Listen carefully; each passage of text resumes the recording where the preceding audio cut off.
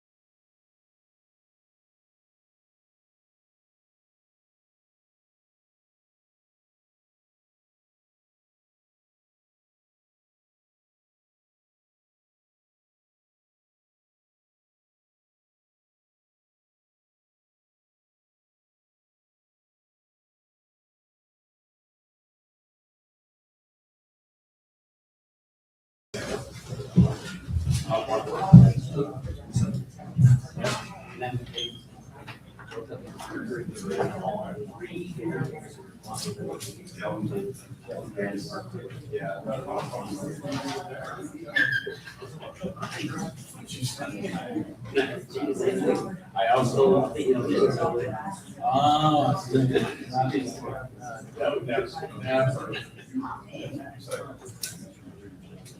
Oh. Yeah, Alex Miller is going to read the tapes. And Coach Dick Sauer will read the executive. You almost got something. Dick Sauer. So you need Chris Sauer. Yeah.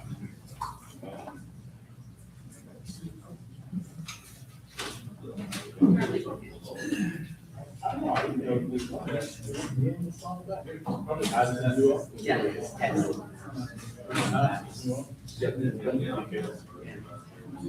Esquire. Yeah.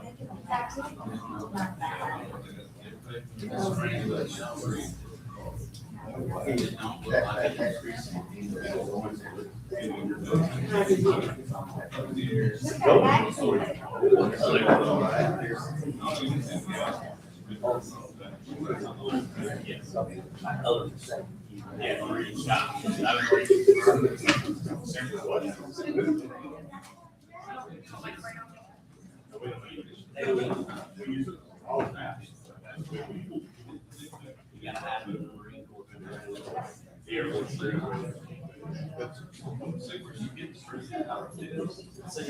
airport.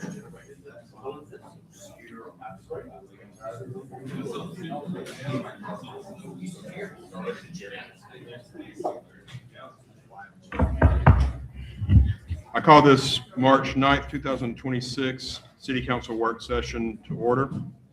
First item on our agenda is review of all March 9th, 2026 agenda items. Start with the AP and bill payments. Has everyone had a chance to review those? Yes, sir. Yes, sir. So look at them today. The Johnson Controls, I guess that's for the new City Hall building. We have several. Wow, that's loud. Excuse me, guys. Thank God, sir. Hey, Chief Miller, could you turn my mic down just a little bit? I thought it was too until I heard my voice. Startled y'all. We paid Johnson Controls across the board for security here, access points here, controls in this building as well as the new building. I can go back and separate that between what's what. Okay, I knew they had a project in the new building that.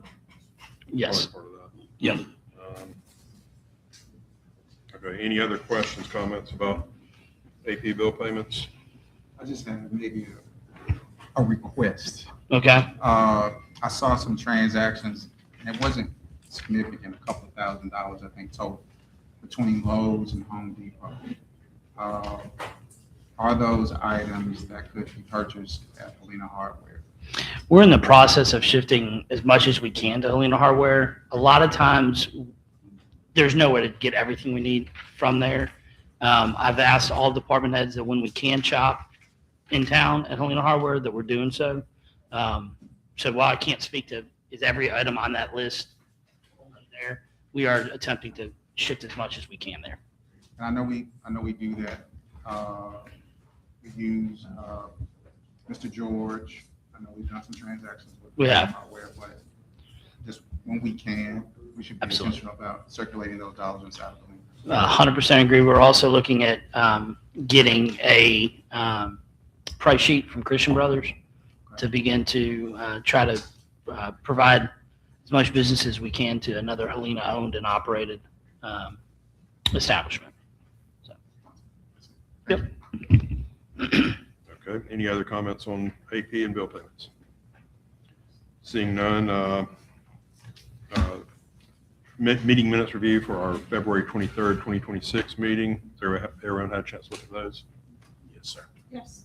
Everyone in agreement with those meeting minutes? Yeah. All right. Next on our agenda is update from council boards and committee business. We've got a couple items on here, specific items to address on here. Before I move into those, does anybody have anything outside of the general vacancies discussion as well as the teen council bylaws? Any reports from your committees? I just want to ask Madison, have you put out the applications yet for the farmer's market? Okay. I like to run those for 4 weeks and make sure that they get distributed as much as we can for all of them.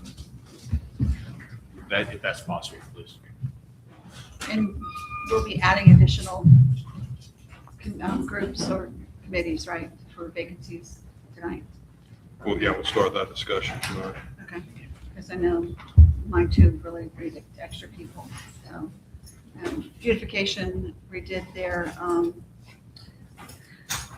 advisory board, their president and vice president and treasurer, so that was newly elected last week. Historic preservation is gearing up for the spring and all the hikes and all the things that are going to be going on, so calendar to be forthcoming. Mr. President, if we could postpone to the end of the agenda. Okay. Council. Okay. All right. And one more thing, I submitted to a draft of the bylaws for the farmer's market today to Brian, no rush, but it was a draft to kind of get his through, and then I'll submit it to everybody here. But we do have bylaws in the draft proposal. Okay. Okay. All right, so moving on, we can begin the discussion of vacancies within our boards and committees at this time. We completed the new ordinance regulating our boards and committees. I'll just open the floor now for any discussion on, Councilwoman Hammond, you mentioned vacancies coming up on Historic preservation and historic beautification both. both of your committees, I'd like okay? to open it up for applications. Okay. I know library board, we will have 3 vacancies. Definitely 2, maybe 3 vacancies. I'll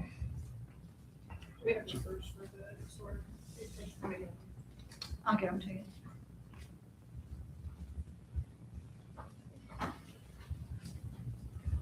One Atlanta has 3.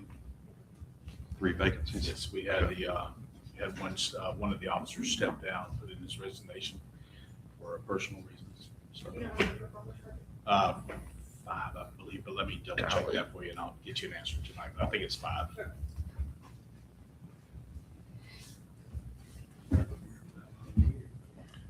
So for library board, immediately we have 2, we'll possibly have 3. Do you have any open? 2 openings on hot board. Okay. Madison, 5 each. Thank you. 2. If y'all could share with your, all your boards, when we open these up, I mean, obviously they're to the public, they're open, but with this many spots to fill, have them reach out to their spheres or people that have maybe shown interest to push them to submit applications. Already done. Okay, cool. You know, like, for example, one of the members of the library board that's stepping down is a librarian at the high school. So if we have anyone in that role that would be interested, that's a good person to be on there. So, if we have people in our community that fit the bill specifically for something like that, it's always good to reach out to them and see if they have an interest, because they may not know about it otherwise. So I can go ahead and tell you my wife is not interested in making this. She's retiring as a school librarian this year. Kind of president, his wife won't even volunteer. Yeah. Madison, this will also be announced on the webpage and Facebook too. Okay. Thank you.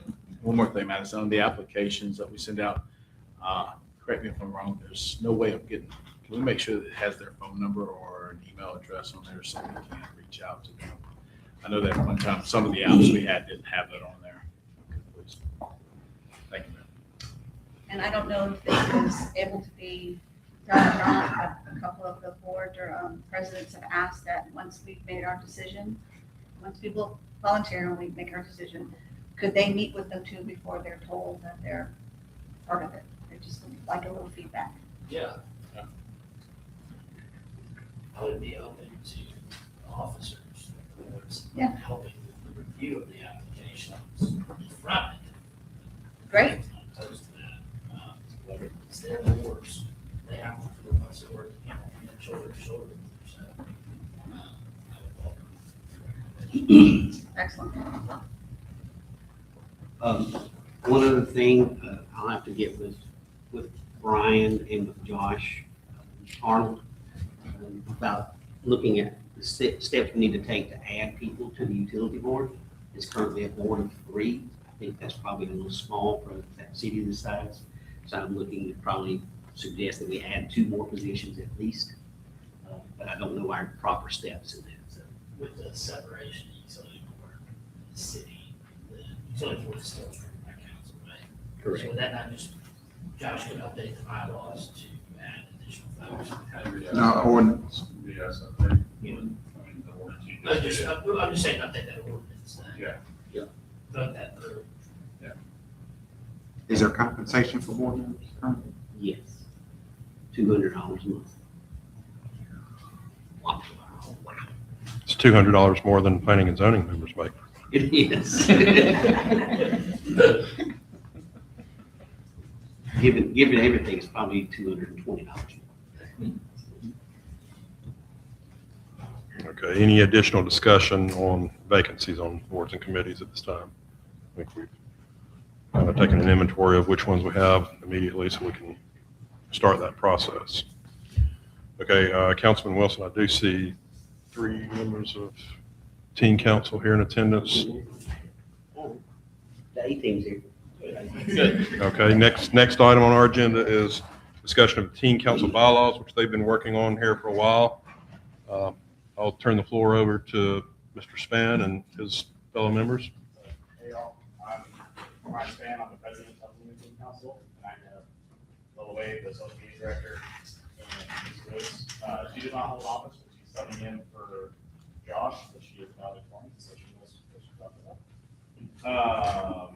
We're just gonna go over kind of the sections that we had a part of individually, and just kind of talk about them a little bit.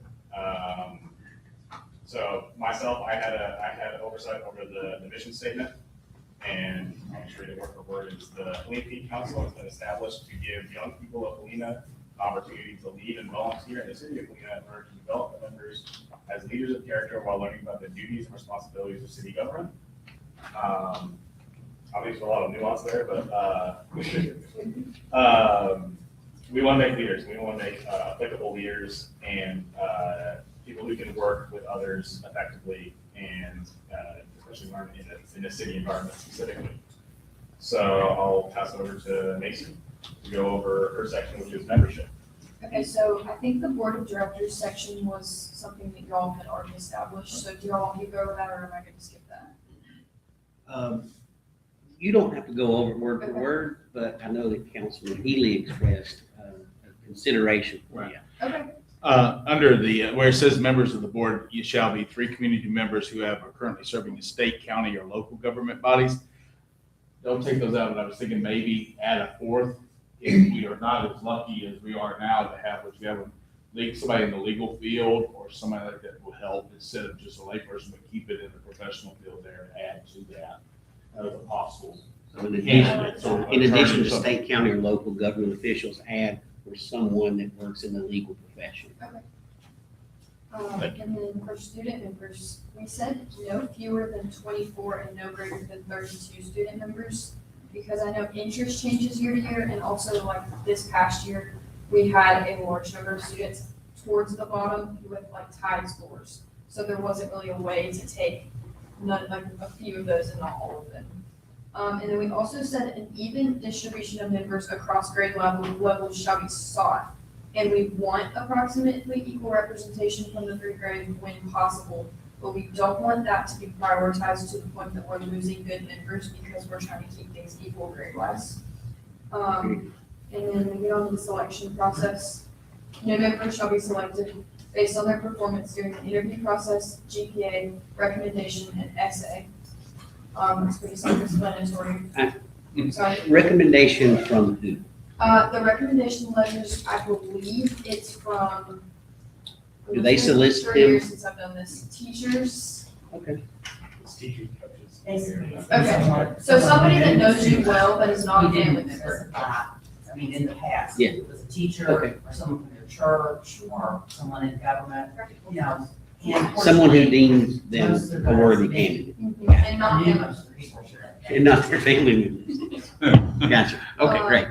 And then to help ensure flexibility and balancing grade level representation while maintaining the quality of membership by prioritizing higher performance candidates over a strict quota, applicants whose scores fall within the top third may be accepted.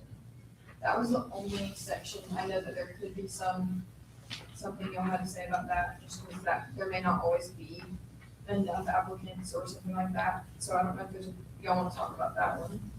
I think if I understand it correctly, to maintain your balance that you're trying to achieve amongst grades, it may be necessary to choose people that rank slightly lower than another person to fill a void.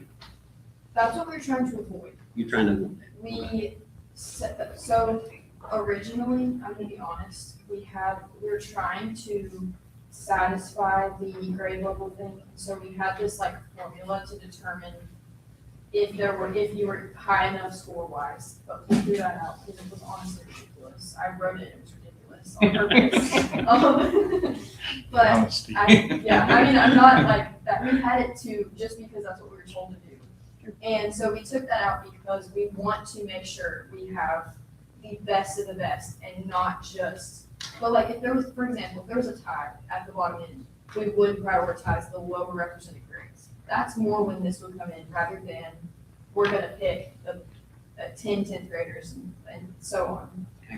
okay, thank you.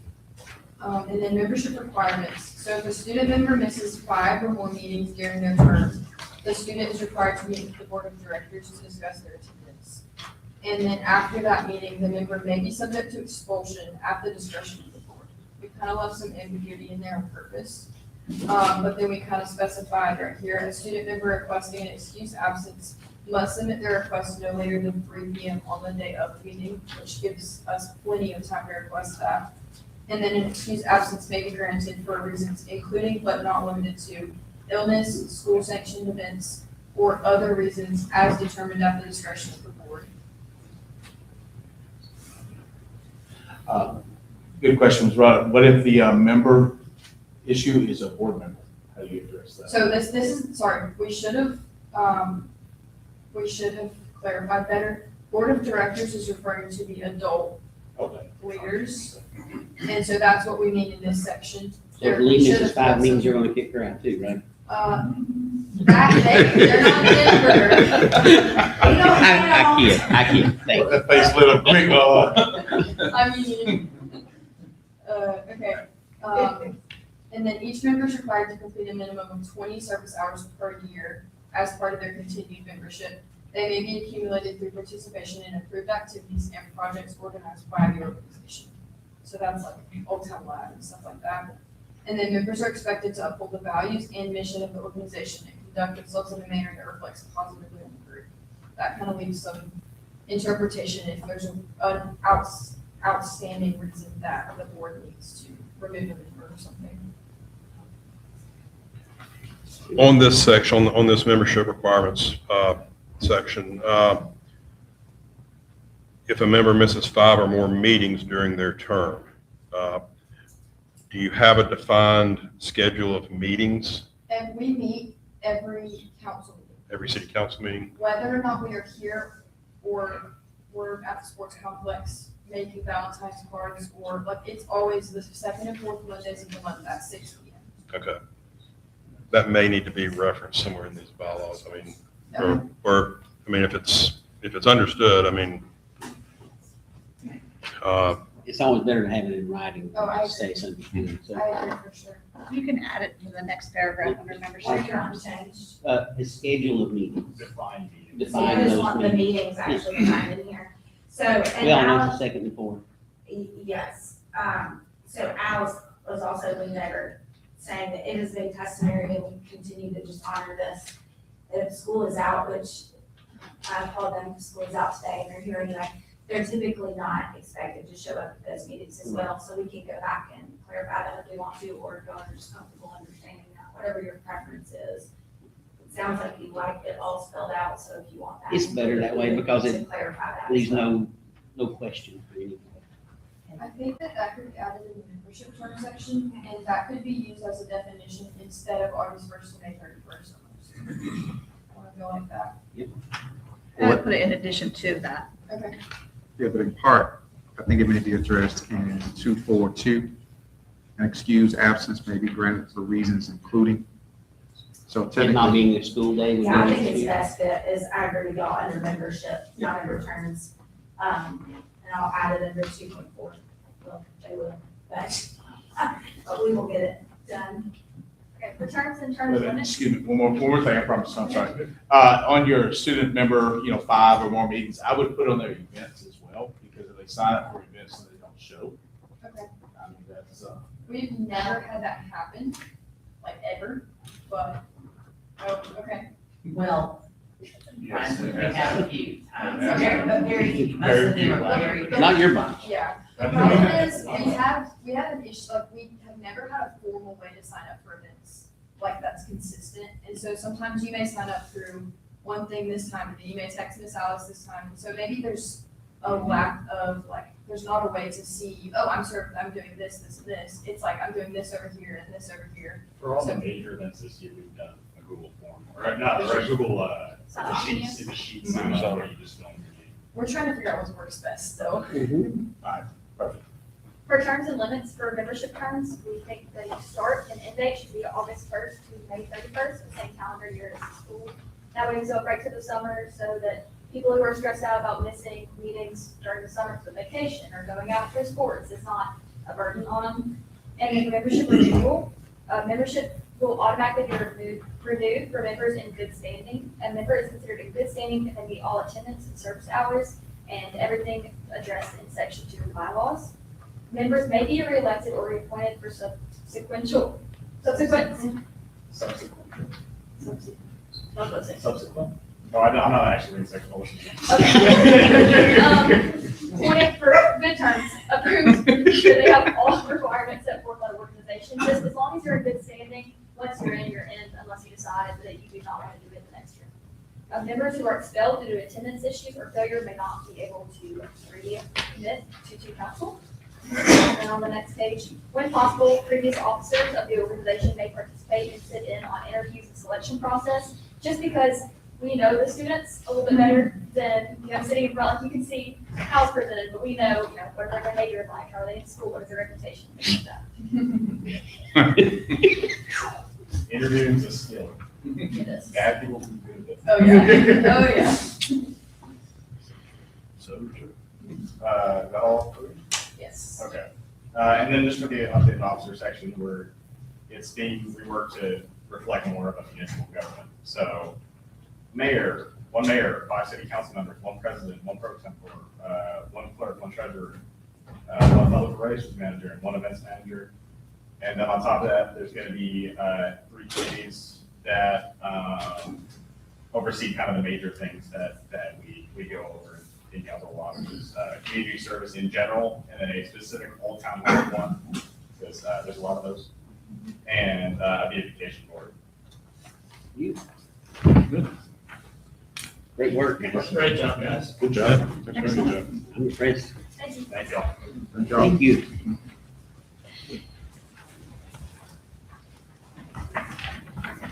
All right, moving on to our next item on the agenda is our discussion of a moratorium on data centers within the city limits of Helena.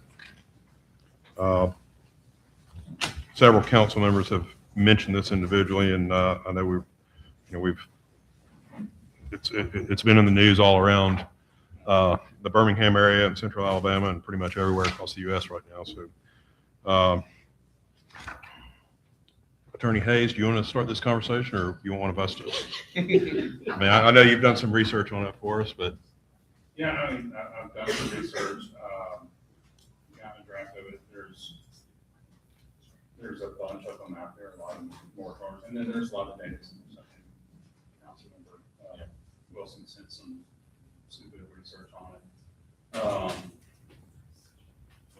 I think there's a couple weeks ago, we talked about in an overview, looking at our P&Z overall, which I think Columbia and some other ones locally have done, but, in general, the overall P&Z of overhauling that entire P&Z ordinance. Right. We talked about that, and I think this moratorium says, so you don't have the box for this data center thing to fit into under a zoning thing. This may be a good chance to look at the whole thing. So, I mean, y'all come up with the policies you want. I will draft whatever is the council decision on doing that. I can draft a moratorium, work on P&Z, but I mean, this is your call. I will draft to what I'm told to draft. And try to make it as bulletproof as possible.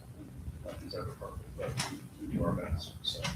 Yeah, speaking to the issue of the planning and zoning ordinance, there are a few things that needed to be adjusted there, and a couple of us have discussed, or you and I have discussed having a work session of the full council and have planning and zoning members there as well, and try to get some input on cleaning it up all, from start to finish, bringing it up to date, trying to bring everything consistent within that document.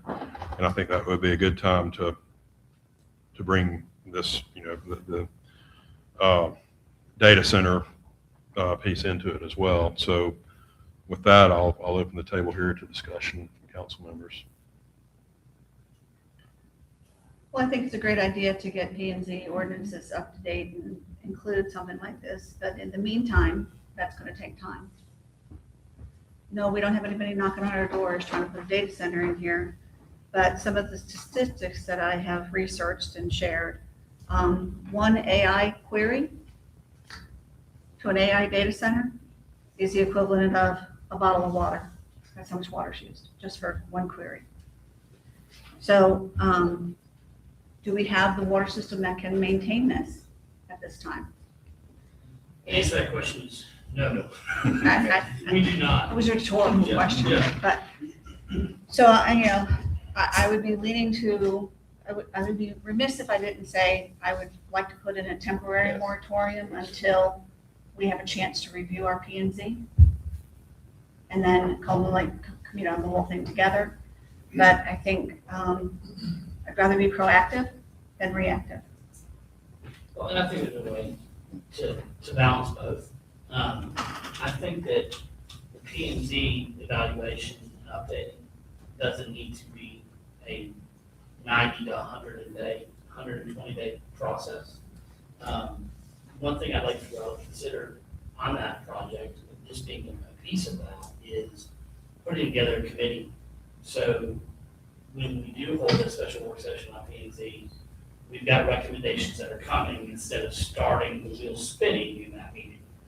I think a good consistent or good body in that would be 2 members from council, 2 members from the planning and zoning board, and also one of the employees that implements zoning ordinances. And I spoke with Kim Rowland, and she, if y'all didn't want to do that, then want an employee.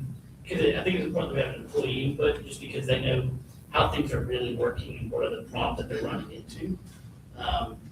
And should you guys choose to put together this committee, give them 30 days to go over everything, report back, whether it's a special call work session or if they've got it pretty concise, a regular work session, and then maybe another 30 days, we could discuss and implement those changes. So ideally, if everyone is focused on that, and that, I think we could get the ordinance updated with protections and restriction against data centers within 60 days. So I don't think we're looking at like 6 months down the road. I think it'd be a very temporary moratorium.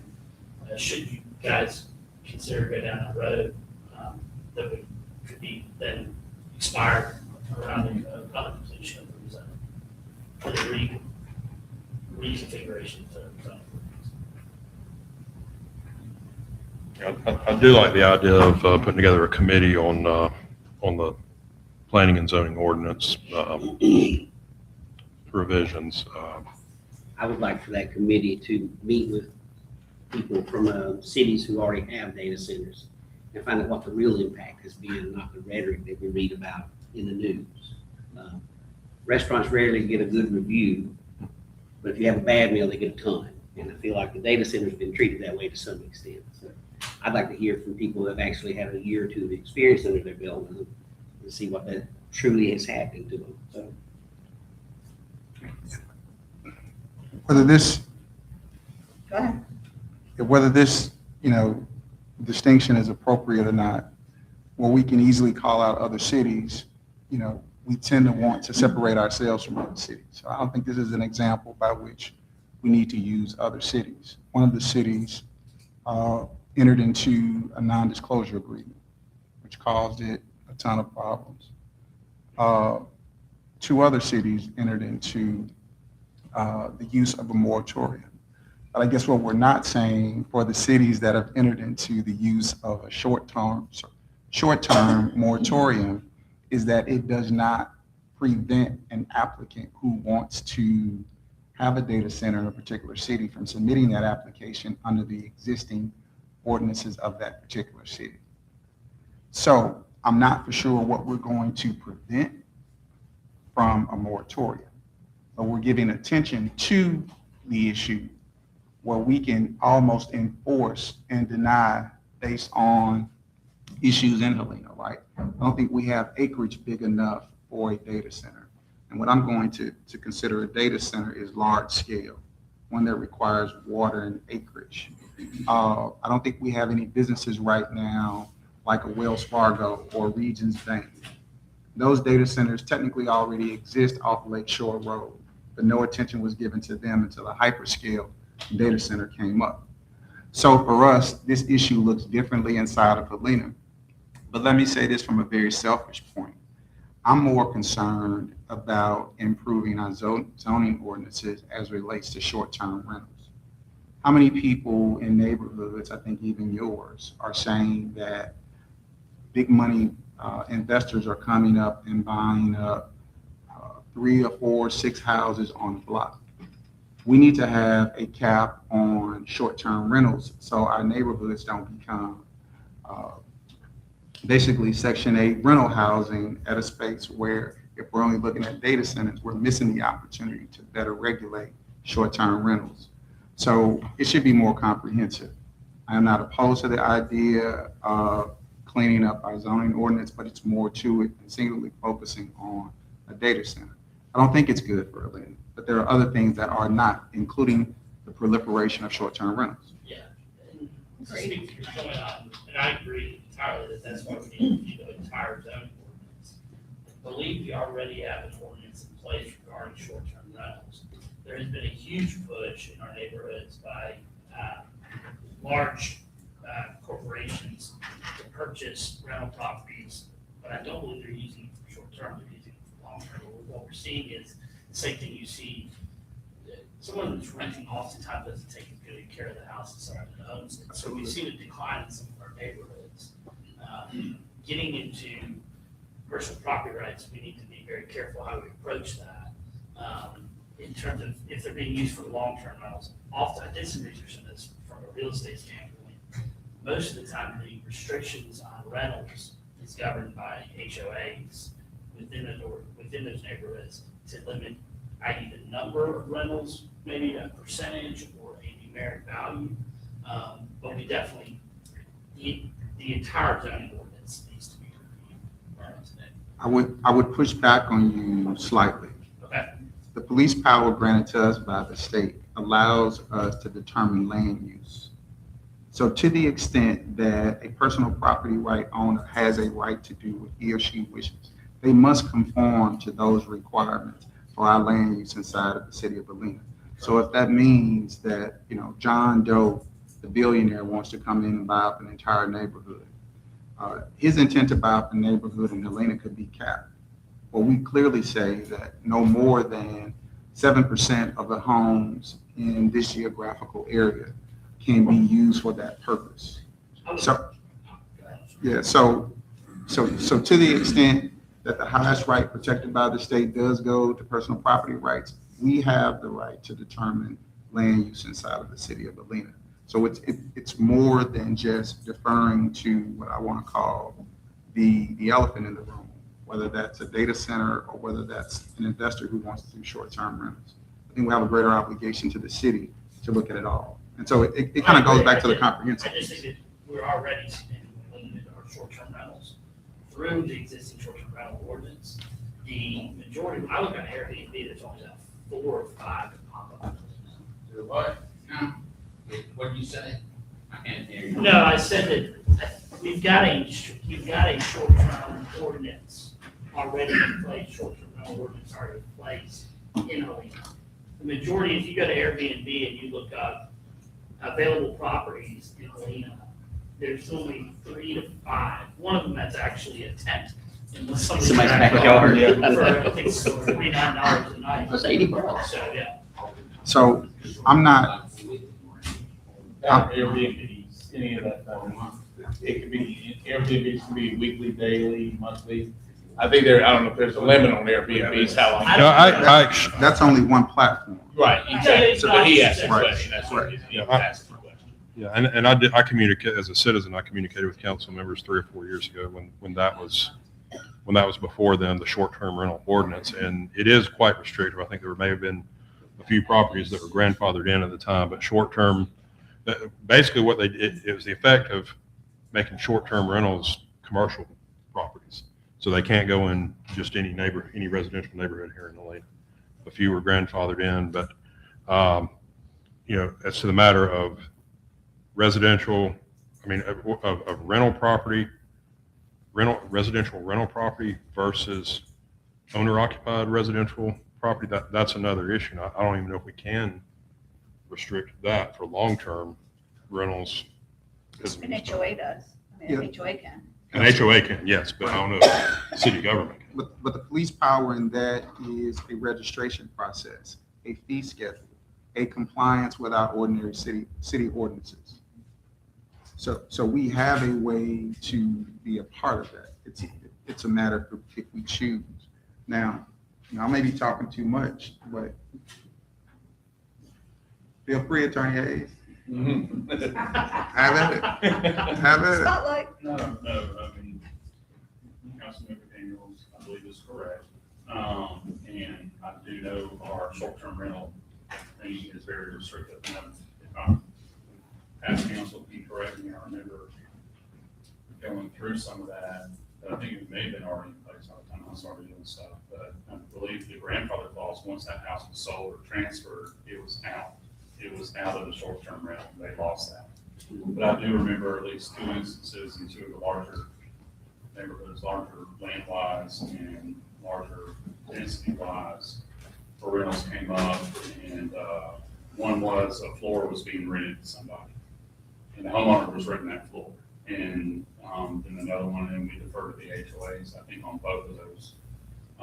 Were those as short-term rentals? They were doing short-term rentals out of there, but the homeowner that wanted to rent that second floor didn't have a business license, so that gave us some, there's ways to, do stuff like that, but I do think Councilman Daniels is right, it is in how you write it. Taking that into account, but I think some of the, I won't say policy in the past, but the way it was handled was let the private entity, the private HOA handle the density of rentals and stuff within, because they have a list of the homeowners and everything else. But it can be done. I'm not saying it can't be done. I agree with Councilman Daniels on that. So the definition of short-term rental is That's what we have in the ordinance. I have to. I think it's so 30 days or less. 30 days. Yeah. Okay, so what about the companies that are coming in and buying multiple properties in a subdivision and they're renting them for 1 year or 2 year lengths? Still, you have the depletion of care. So if we're going to do short-term, we got to do, I guess it's midterm. But it is a business. Yeah. That's renting. And they should have a business license. And 12 months is actually, I think 12 months, anything over 30 days is considered long-term. Long-term, okay. So, obviously, this is a topic that I know it came up a lot during our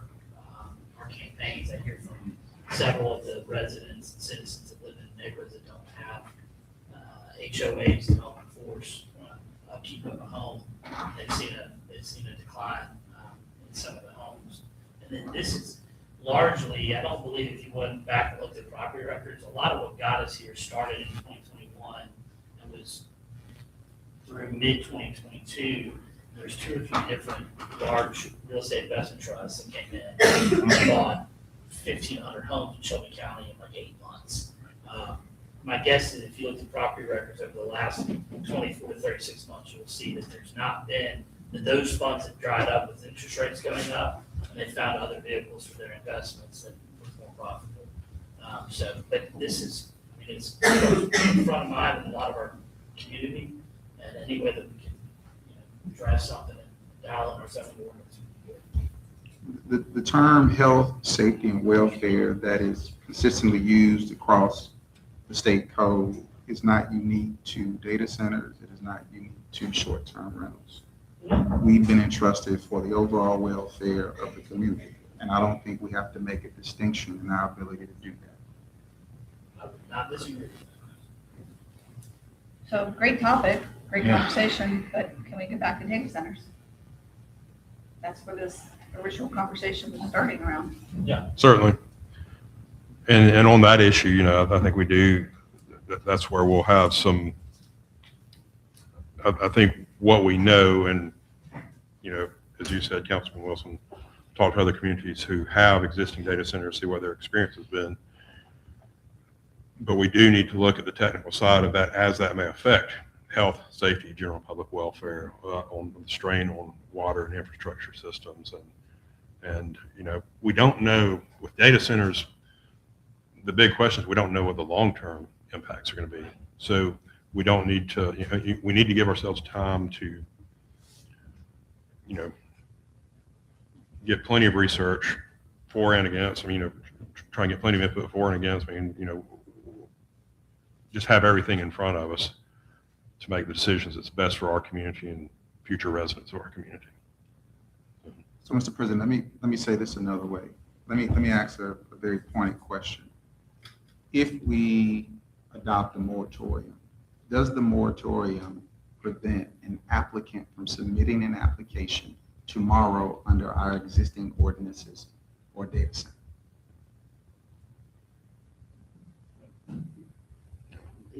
No. Moratorium would override. So what does it do? Because we just want to say we want to have one on the books. If that's what they want to do. Sends a it's fine. message.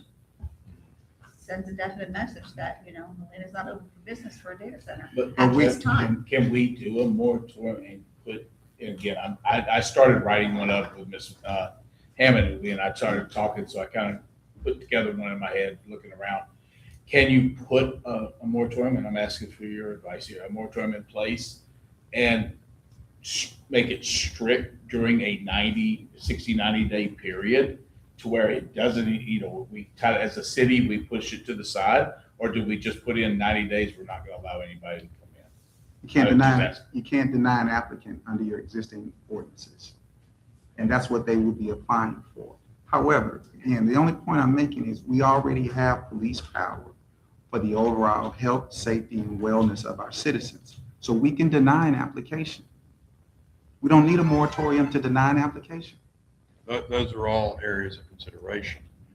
Health, safety, morality, general public welfare, and in our case, since we have an active comprehensive plan, with the exception of the Indian Ford Annex piece of it, we have those parameters that we can consider, yay or nay, on a data center, what impact this will have on our community.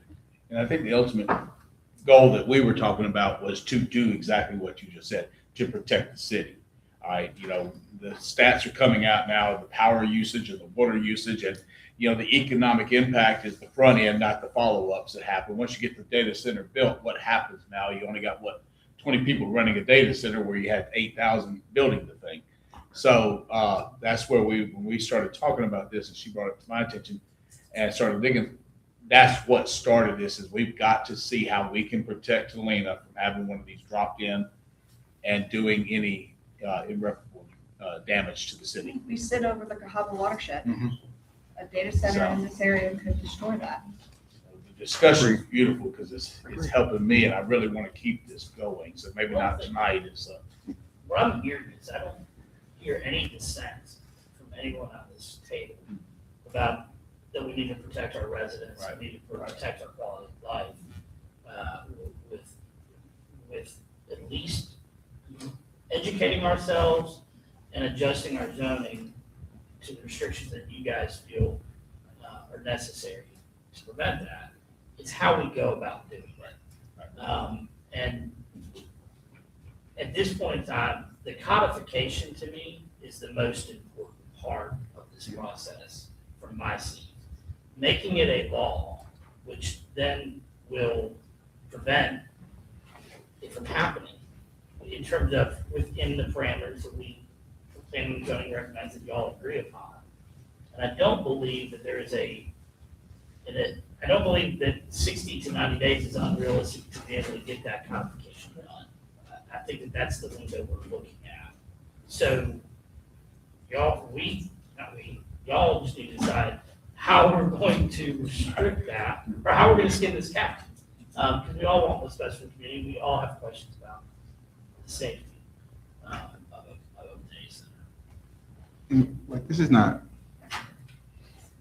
data center specific, but I think in the B2 classification of our current zoning ordinances, it allows for a lending facility, if I'm not mistaken. So, I thought we did, I thought 2 administrations ago, I thought those had been Maybe prohibited. You're the P&Z expert on I'll look, but to make my point, we probably have not had any applicants for that, but because our zoning ordinance in B2 says it's allowed, again, it would fleece the community to allow for a lending facility. So again, the ordinances as they were previously written serve the purpose, but now we have an opportunity to bring them current. And I think there's a lot of room from data centers, just procedural. There's a lot that has to go. Right. So Have you spoken to any of the P and Z committee members?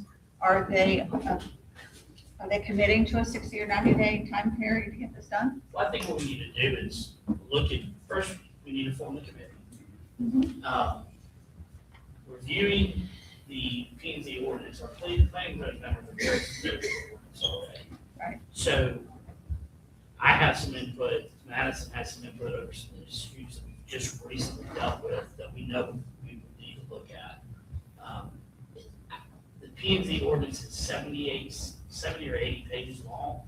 A lot of that is not going to have to be updated. We can have a cursory review. So from a point of, if you think about, we've got 5 or 6 items we need cleaned up. We need a good reading, just a gut check look at it.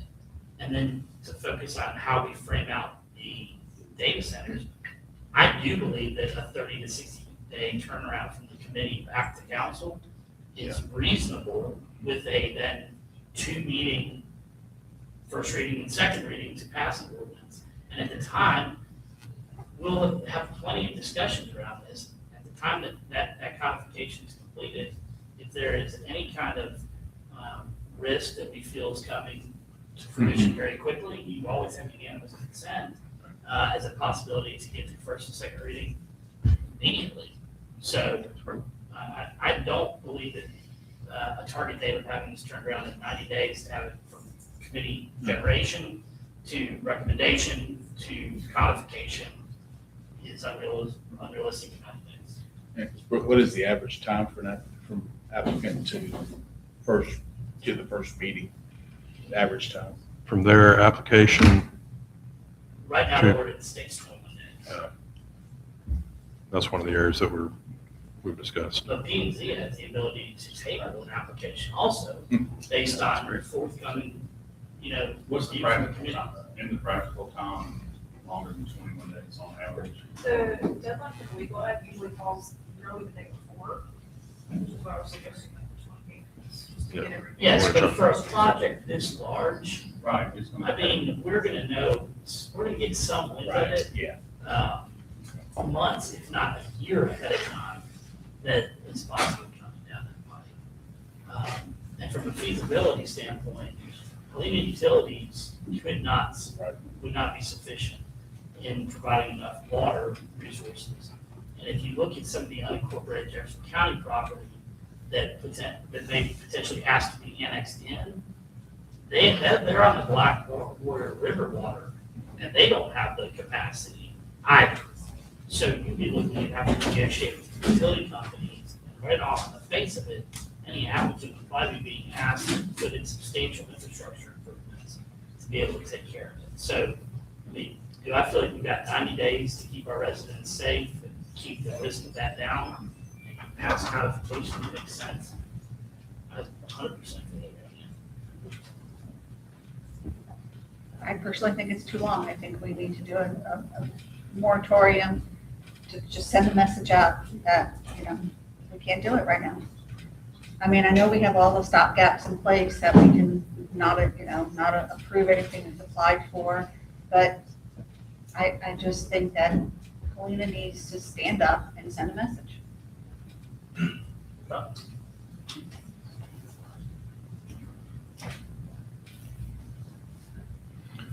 Well, any additional discussion? All right, I am in favor of, I'll just say I am in favor of forming a committee to review and revise the planning and zoning ordinance, bring it up to date, and I'll be in touch with the mayor on starting that since I am the planning and zoning liaison. So we'll take the lead on that, and we'll take all this under consideration as well. Next item on our agenda is discussion of possible coffee with council event. The mayor had a coffee with the mayor event last weekend, and Councilwoman Hammond brought it to my attention that it'd be a good idea to have this with council as well. Councilwoman Hammond, would you like to start that discussion? Sure. I thought it would just be a great opportunity for us to be able to connect with the community in a central location, once a quarter. Doesn't have to be, once a month or any time. It just gives them an unofficial time just to get with us individually. So there would be no deliberation on any issues that are brought up, because that would be against our bylaws, or, our rules and regulations. And the other stipulations that was made aware to me by ALM, because I ran it through them to make sure that we didn't break any laws. And so the coffee donuts, we would have to pay for ourselves. The city could not pay for it. So we could either get donations for it, or we can supply it ourselves. But I just wanted to have a round table and see what you thought, if, we wanted to make ourselves available to the community. Because we all ran on a platform of, we're here, we want to hear what you have to say, we're, transparency, we're going to listen.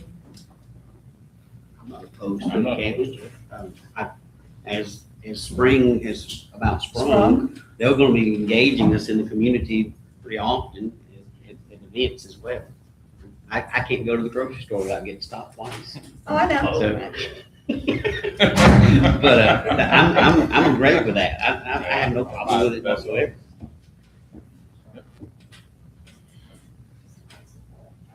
Good for it. I think it's a good idea. Like you said, we got some events starting up next real soon. Oh, yeah. Yeah. Like next Sunday, I think is the first one, right? I think it's Bell's Tea. Yes, yep. I know, let me consult my social calendar. Well, it starts Thursday, really. Going to the Taste of Helena. We really start That's kicking right, off, that's yeah. right.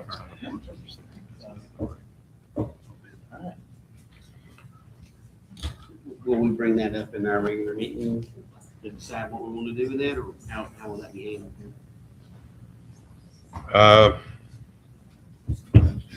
We probably just need to discuss some dates, and will be a good time. We can.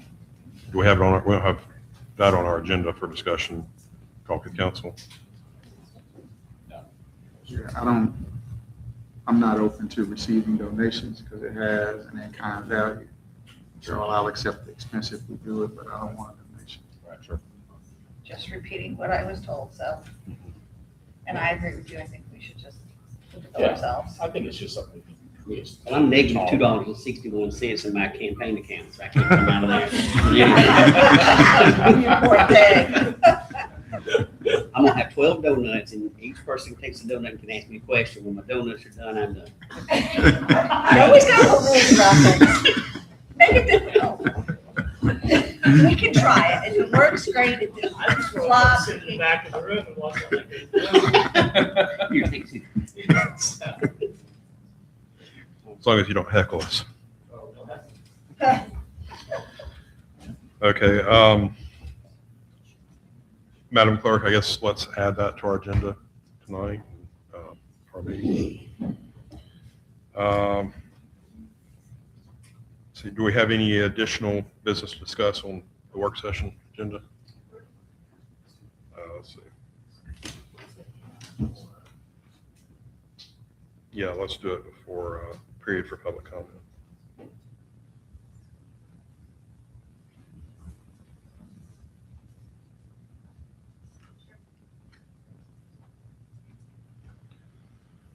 All right.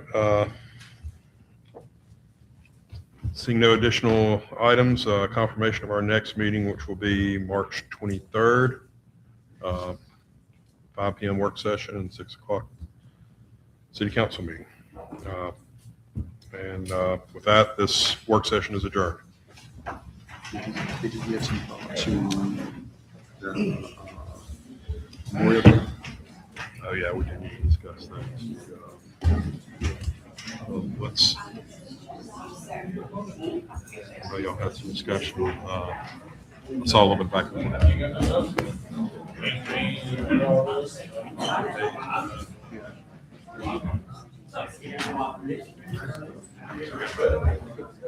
Why? Like, what? I gotta go talk.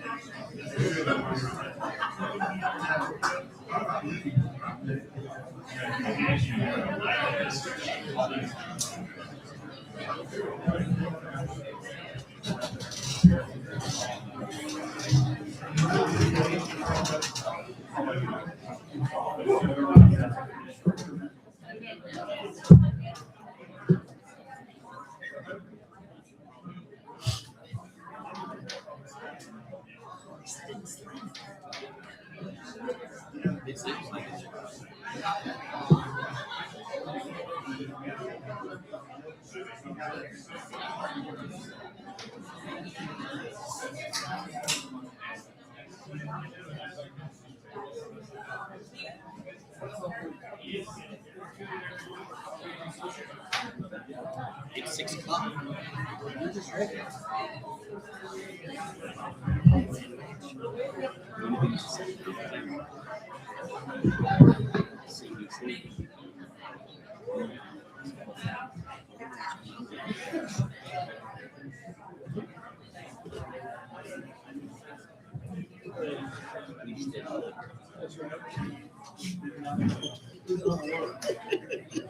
Exactly.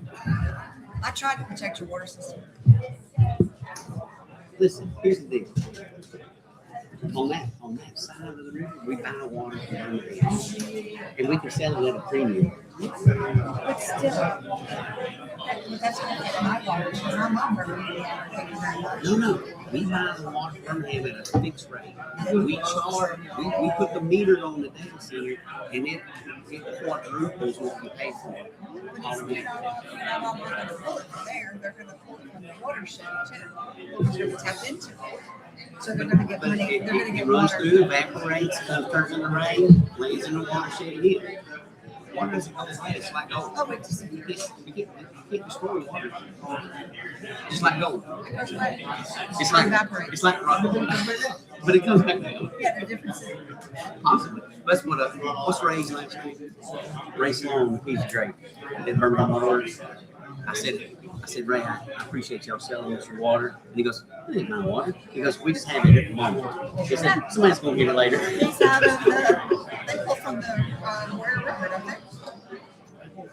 They got a lot of them. They got That's a lot of that's them. the pull from the Warrior River. So They got lakes, rivers, they got lots of them. yeah. I'm on the Warrior River side of that, the old house. But I'm still in Jefferson County, so I still get the Birmingham. But you're gonna read it? It's the news for it too. But on just one side, leave everybody young that will listen to me. Invest in water products. It's the oil of the future. Oh, yeah, it is, because it's gone away. So pipe Well, is they getting don't diverted. No, I don't. It's being diverted. What about years ago? the People complaint- upstream were stealing it and not letting it anymore. What about Atlanta? Remember The big more lawsuit we in just- Atlanta about the water down the Appalachian Bowl? I don't know, careful with the mic. Remember that? They were getting Stealing for a sued. long time. Hey, you're finishing our water supply upstream. Out west is even worse. The Colorado River ones, Colorado Rainwater is like an alternate for school. It's not, it's We're bad. very blessed. In the South, we're very blessed. We are. But it ain't gonna, it won't be that way forever. People will figure out a way to control water. Of course they will. That's what I'm saying. Buy American Water. Not Water Made American. The company is American Water. They're the largest. The coaches going to do his initials. And they're He's going to do an existing one. Andy's going to go down To prepare for for tonight, I even reached out to him. disabilities Yeah, okay, what awareness this month. affect I think us? he I represents. respect his answer 100%, so.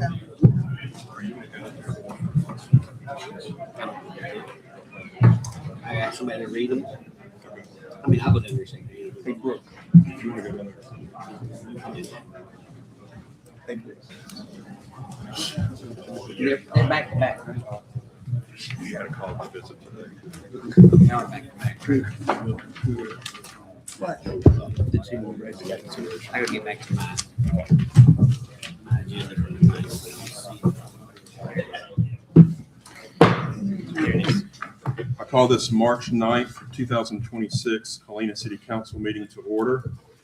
We'll begin with our invocation, and I'd like to ask Father Scott Howard of Lamb of God Anglican Church to come forward. He is a Helena resident. His parish is here in Helena, and if you're ever out on the Hillsborough Trail, you've probably seen him running out there.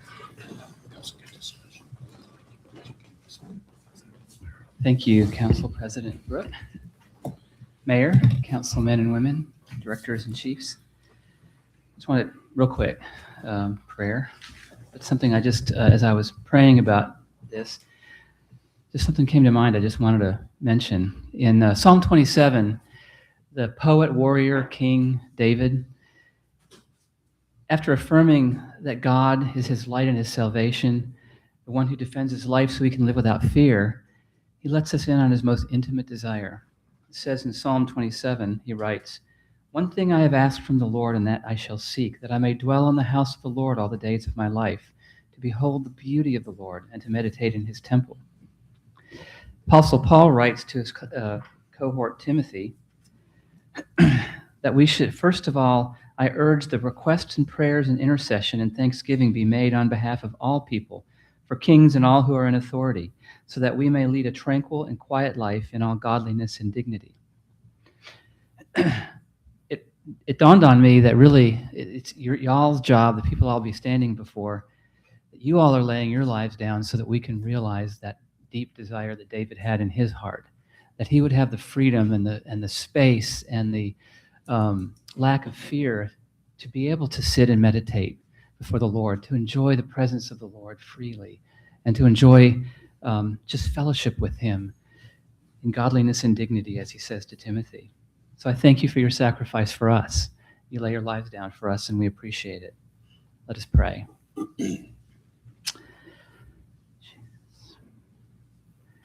Almighty and most merciful God, Father of our precious Savior, Jesus Christ, Lord and sustainer of all heaven and earth, bless and guide and empower Mayor Rosner, City Council men and women, department chiefs and directors and staff in the making and planning and implementation of all plans for this city, for the well-being of its people, and the balancing of their duties to their family, their jobs, and their neighbors. Grant them unity in their vision for the well-being of this city and every citizen. Protect the city from all harm, from crime, fraud, and natural disaster. May our businesses thrive and bless the employees, customers, and clients of those who benefit from them. May our churches faithfully proclaim your truth, Lord, strengthen their congregations, serve the least, the lost, and the lonely in our community and beyond. And Lord, I pray that you would bless this meeting of our leaders and give them grace to work together for your glory and the blessing of this city. In the precious name of our Lord Jesus Christ. Amen. Amen. Thank you, Father Howard. Next is our Pledge of Allegiance, and I'd like to ask Helena Teen Council President Ryan Spann to lead us in that.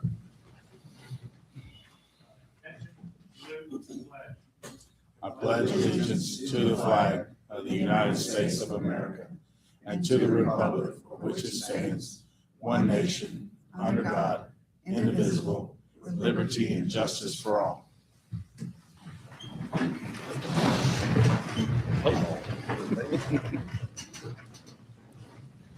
Thank you, Mr. Span.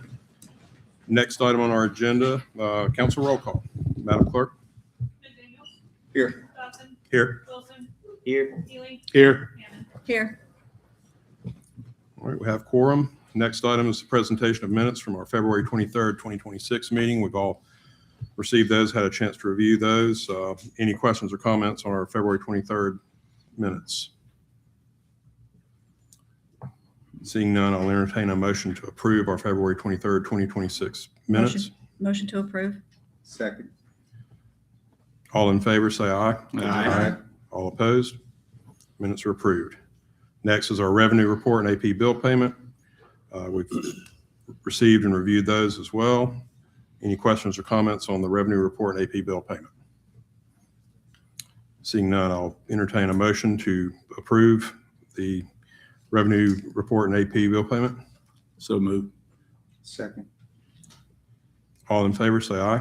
Aye. All opposed? Revenue report and bill payment are approved. Next up is our municipal operations report from Mayor Billy Rosner.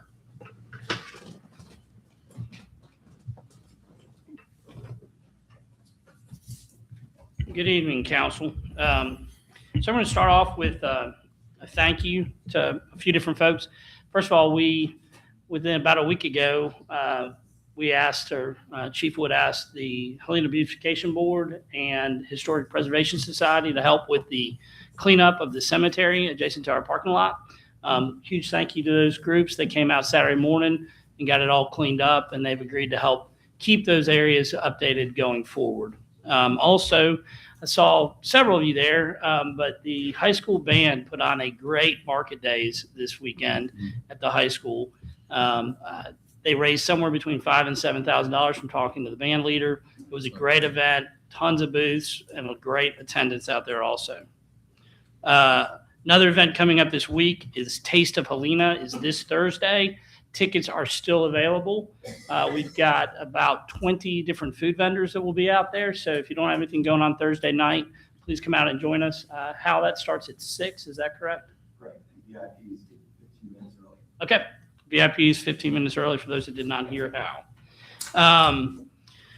CSA update. It got through both House and Senate last week. It is either has been signed by the governor or will be signed by the governor shortly. We have meetings scheduled with all departments starting this week. First round of meetings, we'll have second round if we need it, starting this week and wrapping up next week, giving our employees an opportunity to go over the handbook, have any questions answered, as well as if input warrants a revision, we'll be able to update that prior to going into effect on June 1st. Spring sports games are all starting in the coming weeks. I do want to go ahead and do a little foreshadowing. We've got $23.5 million sitting out there that's going to help to update all of our facilities. There's been a lot of community emphasis on this. Several different plans have been brought in front of the prior administration with no real clear direction. I hope to be able to bring to council and the community sometime next month in April, at least a starting point of how we can use those funds to get the most bang for our buck. I've got a few irons in the fire that I'm still working on. But I'll keep you guys updated. Hopefully, I'll be able to bring that to y'all in April sometime.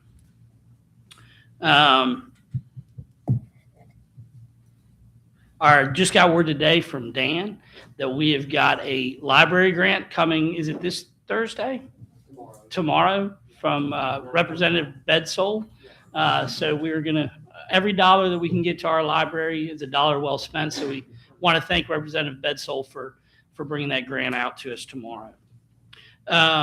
One thing that I had mentioned through the budget process was a report, budget versus actual, would help council see where we're at. As you guys can imagine, when I got the budget passed, all the things that I had put on the back burner came to the front burner. I've been working through those.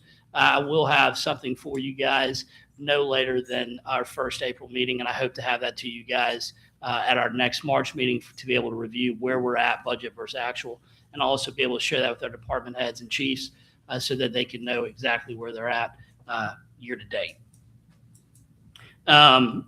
The paving, I don't know if you guys have noticed on the turn lane 58 and 17 is well underway. I believe we're still on target to have that completed on or around March 15th or 16th. So that project should be wrapping up. One of the things that we did implement also, several not implement, but we put into, it's been an ongoing, our personnel board, but we had to reconstitute our personnel board. That has been completed. The employees selected Tim Alexander. My appointment last meeting was Mr. Dennis O'Brien. The two of them got together, interviewed several different community members that wanted to volunteer their service, and Tim and Dennis both selected Mr. Mike Matthews, who previously served on our grievance committee. So he's agreed to come on the personnel board. So that has been reconstituted in case anything should come up between now and June 1st when the new CSA and handbook go into place. So any questions, Councilman? Yes, sir. Nope. Thank y'all. Thank you, Mayor. Next item on our agenda, we have a recognition of Deshaun McLean from the Helena High School wrestling team, and Coach Nick Souter will read that proclamation or recognition.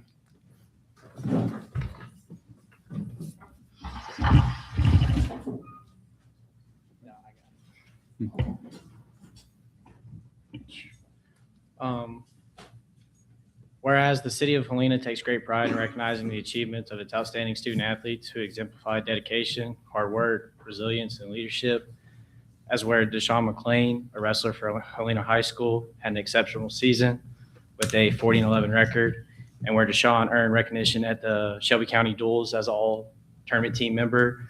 He captured first place at the Oak Mountain Invitational. He took second at the Pelham Invitational, and whereas Deshaun continued his strong performance into the postseason, placing fourth at the HSAA South Sectionals, finishing sixth place at the state tournament in the 285-pound weight class, thereby earning the distinguished honor of a state placer. And whereas Deshaun amplified what it means to be a committed member of the team throughout his outstanding work ethic, resilience, leadership, and setting a high standard for the Helena wrestling program and inspiring young athletes in our community. And whereas his accomplishments reflect not only his personal dedication to the continuous improvement, but also his commitment to the success of his teammates and overall Helena High School wrestling program. And whereas such achievements bring honor, positive recognition to Helena High School, the city of Helena, and the entire community, fostering pride, encouraging excitement amongst our youth. Now therefore be resolved by the City Council of Helena, Alabama, that the City Council hereby honors and commends and congratulates Deshaun McLean for his remarkable wrestling season as an Alabama High School Athletic Association state placer and all of his accomplishments both on and off the mat on this day, the 9th of March, 2026. All right.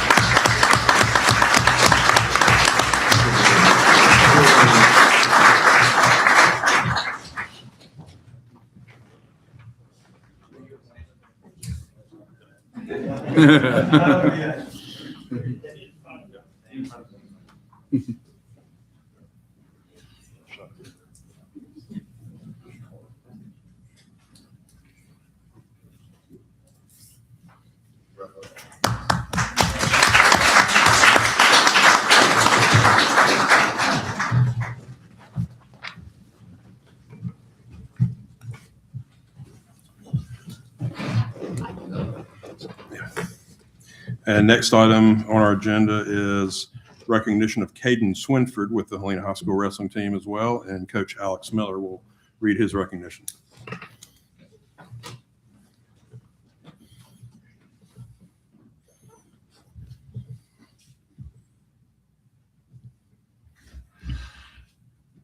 Whereas Caden Swinford is a lifelong resident of Helena, Alabama, and a dedicated student athlete at Helena High School. And whereas Caden began wrestling at Helena's middle school, quickly demonstrating exceptional discipline, determination, and passion for the sport. And whereas he has maintained a near straight A academic record throughout his freshman and sophomore years and serves as a member of the sophomore class Student Government Association, reflecting his commitment to both scholarship and leadership. And whereas as a freshman, Caden qualified for the state tournament, and he won a state championship in both Greco-Roman and freestyle wrestling in the cadet, 16 and under division.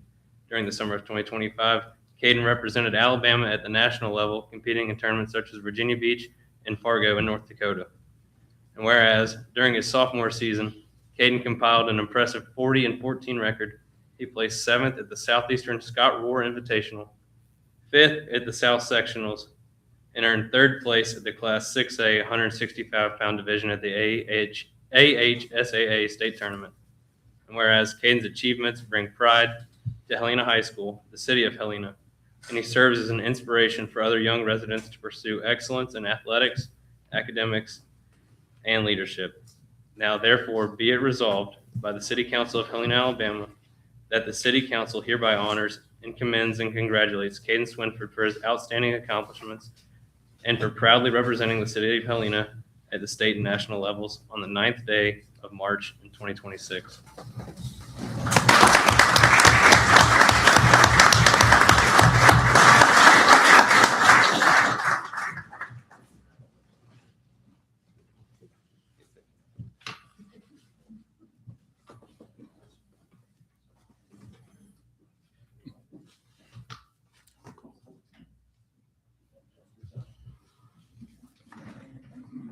Game.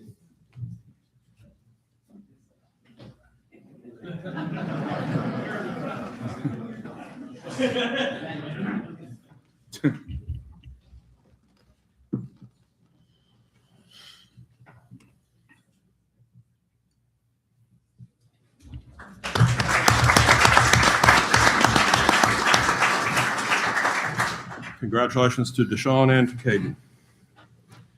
Next item on our agenda is our proclamation for Women's History Month for the month of March. Councilwoman Hammond will be reading this proclamation. Proclamation March 2026 as Women's History Month here in Helena. Whereas March is recognized nationally as Women's History Month, a time to honor and celebrate the vital role of women in American history and their continued contributions to our nation, state, local communities. And whereas Women's History Month grew from a local celebration in Santa Rosa, California in 1978, expanded to a national observance in 1980 when Jimmy Carter proclaimed National Women's History Week and was later designated as a month-long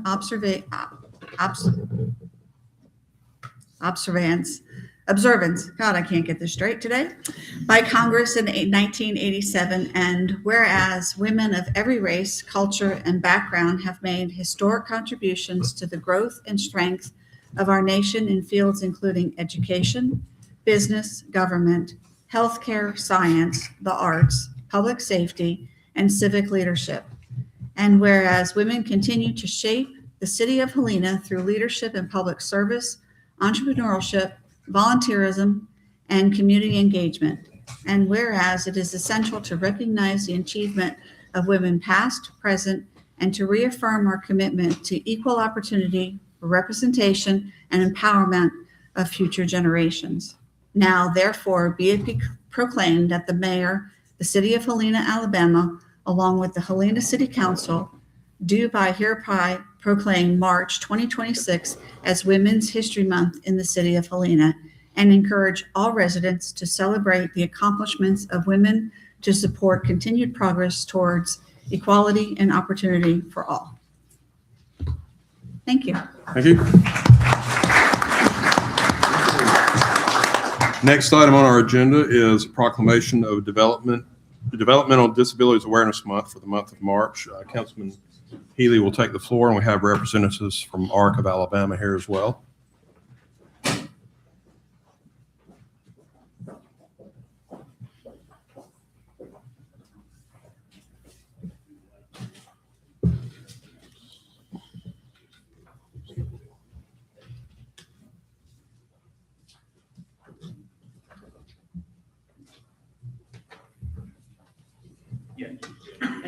Hello, I'm Janine Lyons. I'm the Executive Director here at the ARC of Shelby County. We're very thankful to be here tonight and represent our organization. Tonight, We have several different people. We're here today because we were selected by Youth Leadership Shelby County as their project this year. And they wrote proclamations to all the different cities to celebrate March as Developmental Disabilities Month. So thank you. I'm going to let them introduce each one of themselves. Hi, I'm Piper Boss, and I'm here with Youth Leadership Shelby County. I'm Tejan. I'm never. Great job. This is Tejan. Tejan is a member that we support here at the ARC of Shelby County.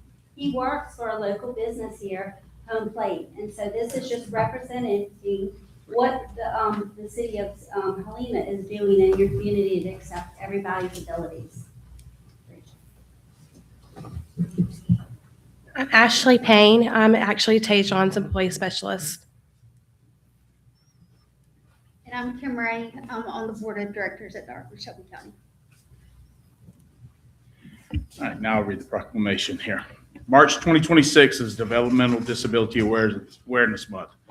Whereas Developmental Disability Awareness Month is observed each March to increase the public awareness of the needs, strengths, and contributions of individuals with developmental disabilities. And whereas developmental disabilities are lifelong conditions that may impact learning, mobility, communication, and independent living, yet individuals with developmental disabilities contribute meaningfully to our workplace, schools, neighborhoods, and the community life in the city of Helena.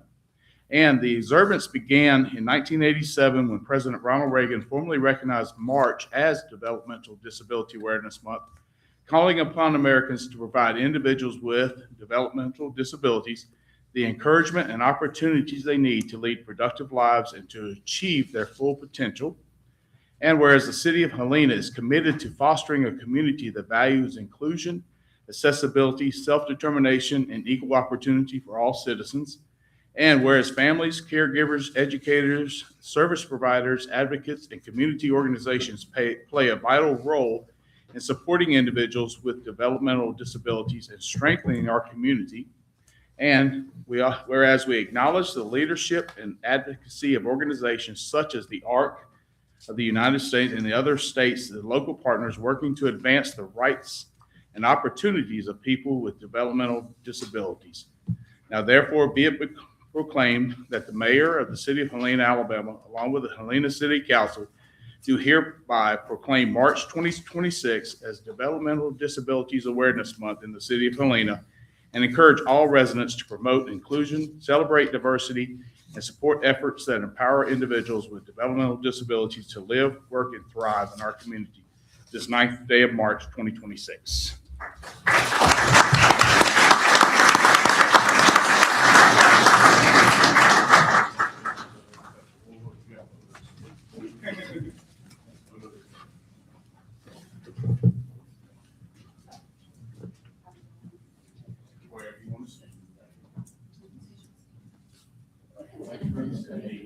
Perfect.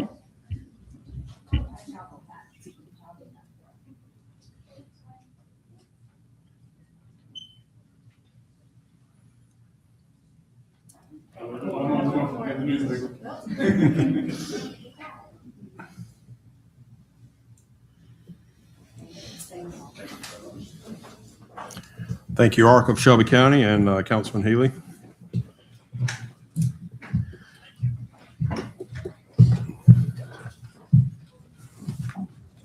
Next item on our agenda is approve or deny a rezone request from R1 Single Family Residential to B2 General Business District for a parcel 5164 Highway 17 from applicant Maxis Construction.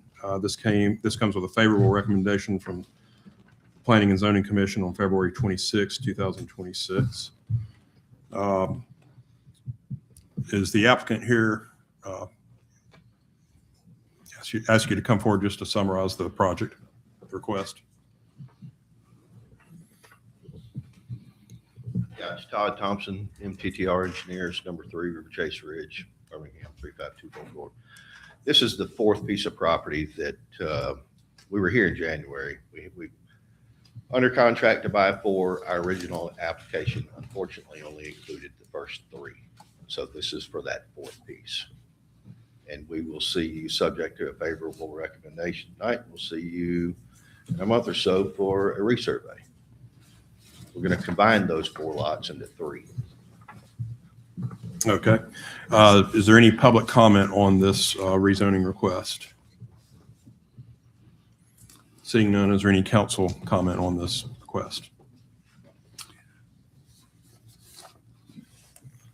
All right, seeing none, I'll entertain a motion to approve or deny rezone request from R1 Single Family Residential to B2 General Business District for the property at 5164 Highway 17.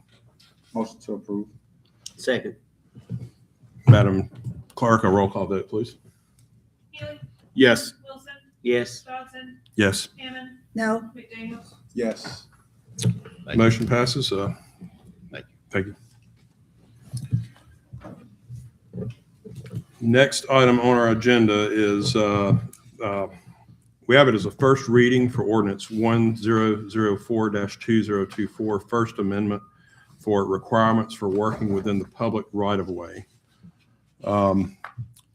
I'd ask Jeffrey Nelson from the Utility Board to come forward just to give us a summary of this ordinance.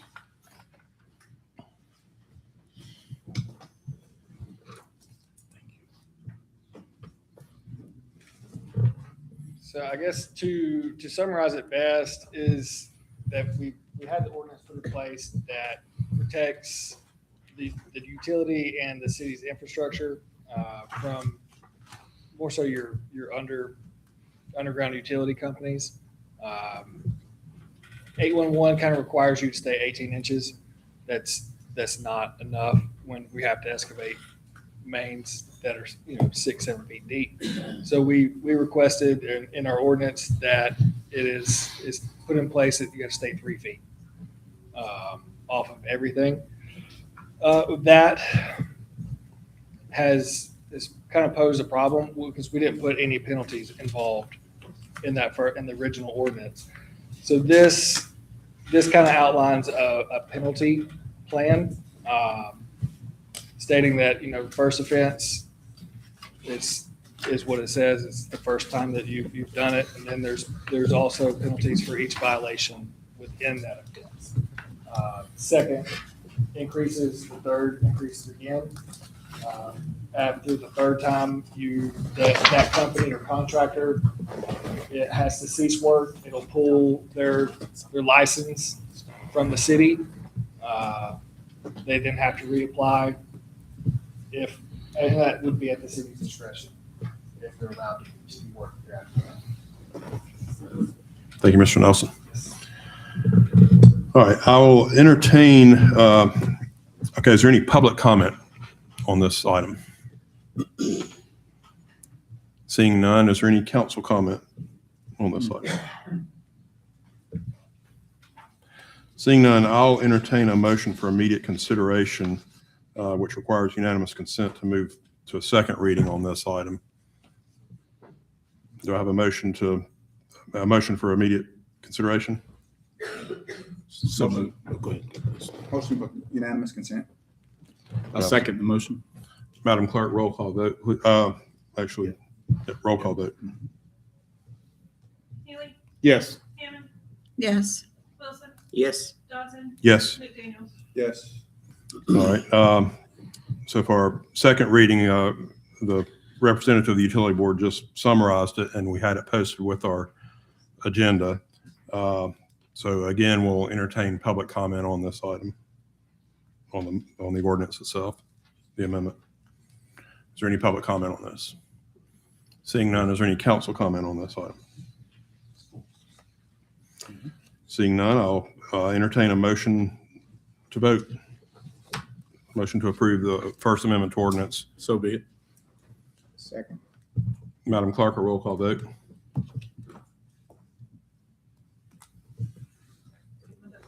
Sorry. McDaniels. Yes. Dodson. Yes. Wilson. Yes. Healy. Yes. Hammond. Yes.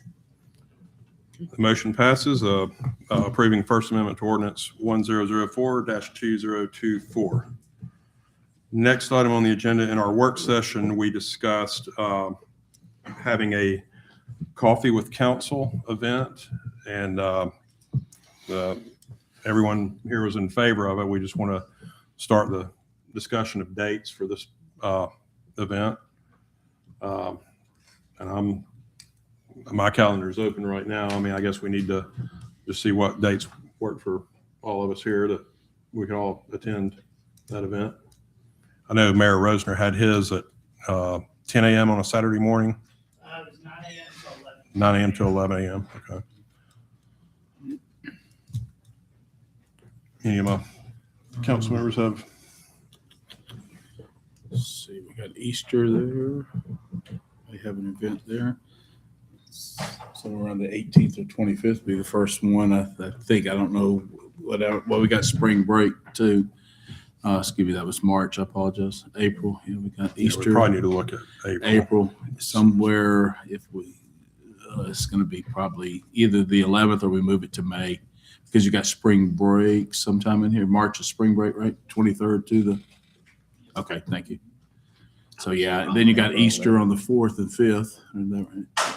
So then after that, So possibly April 11th. I'm good with that. yeah. Okay. Yes, sir. All right, let's tentatively plan for April 11th. Give everybody a chance to look at their schedules, and we can probably finalize this at the next council meeting. Yes. Okay. So I just have a couple of questions. So will this be monthly, quarterly? Are we looking at what intervals it will be? That's one. And then two, I did have a chance to stop by Mayor Rosner's, not assuming that it will be the same, but what's the format for ours? Will we just stand around, chat and choose for 2 hours, or is there something that we want to accomplish in the time that we're interacting with constituents? Good question. It has to be very informal, no basic agenda, just to be available to listen to any concerns or conversations that the community wants to have. Since we all ran on that platform in our campaigns that we would listen to Helena, we're giving you an opportunity to come and talk to us. So just very, very open, very general. We'd have to make arrangements to, if we're going to meet here, for someone to let us in. So we'll have to figure that out too. I'm sorry. Dispatch can do it? Okay. Thank you. And then the interval, is it going to be monthly, quarterly? I had suggested quarterly. And I was unable to attend the mayor's event, but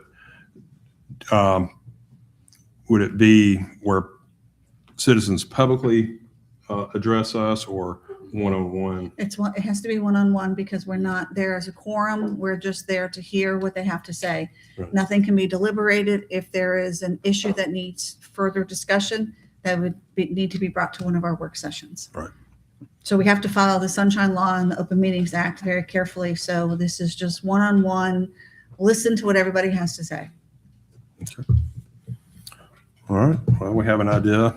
Any other questions or comments on the Coffee with Council event? All right, let's everybody save the date for April 11th, and hope we can finalize that at our next council meeting. And feel free to bring a birthday gift for me. Okay. Let's move that to June. No. Thank you, Councilman. Next item on our agenda is period for public comment.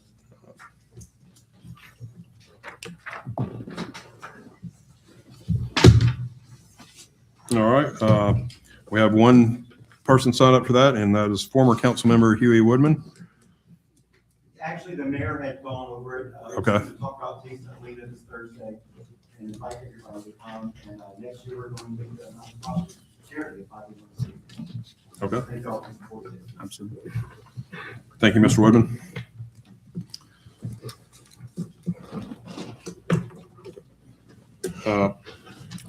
Next on our agenda is that just leaves council comments, and today I'll start with Councilman McDaniels. Very briefly, want to say great job by the Helena Teen Council. The presentation of the bylaws was exceptional. Look forward to great things being continued and presented by you guys going forward. Good to see a good crowd out tonight. And that's it. Everybody have a good evening. Councilman Healy? Piggyback, the bylaws were outstanding, so I really appreciate the hard work that went into that. The athletes, the recognition here tonight. Thank y'all for coming out and working hard to get where you are. Again, the congratulations to the Helena Boosters for the band for this event Saturday. I'm broke now because my wife went to it, but we had a good time. It was a lot of fun, and it was a great job. So all the team members that set that up, my hat's off to you. So if I missed you, I apologize, but I will. That's it. I'm good. Councilman Wilson? I'd like to thank the teen council. In case you don't know what they've done lately, they were charged with creating their own bylaws, an act of them doing an exercise like government would, and they knocked it out of the ballpark. I'm very proud of what they've done. I'm very proud of teen council. I didn't want it to be my teen council. It was in good hands, and we've expanded that. And I think it's actually thriving, and they're setting teen council up to be something even greater after they're gone. And I'm very proud of them for that. I'm also extremely proud of these two young men here. As the father of a former and current wrestler, I know what it takes to do what those guys do. It's the toughest sport in the world, and they should both be commended for what they've accomplished this year. Other than that, please come out to Taste of Helena. I'll be there. Hope to see all of you there as well. And thanks for such a great turnout tonight. Mm-hmm. Thank you, Councilman Wilson. Councilwoman Hammond. Well, first, I'd like to say thank you to all the women of Helena for everything that you've contributed to our wonderful city and that you're still doing today. I commend you, I encourage you, and I just a big, heartwarm thank you. Teen Council, just one word, phenomenal. So proud of each and every one of you. So proud of your leaders that helped you get to where you're at today. Thank you for all the hard work you put in. And last but not least, I see a Taste of Helena. It's going to be some great food. The committee has done a lot of hard work to put this together, and they've got some great vendors coming out. So hopefully you've got your tickets, and we'll see you there. Thank you. Thank you, Councilwoman Hammond. And that leaves me.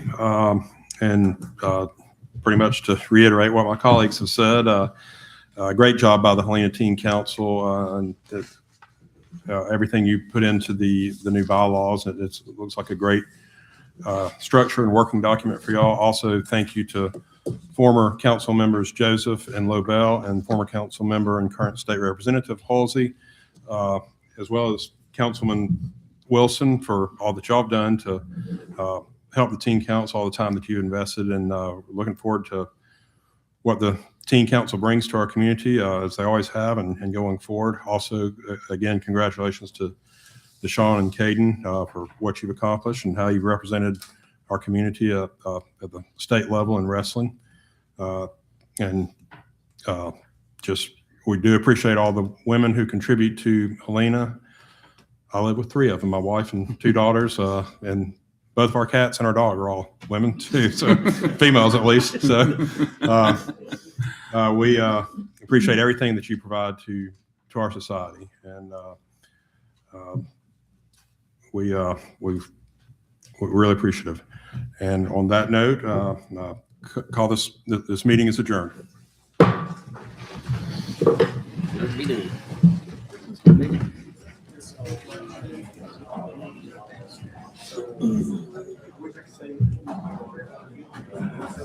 What the pattern of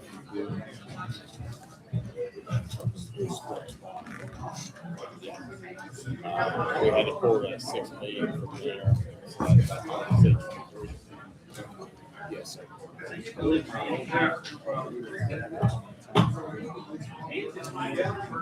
We are. I know that.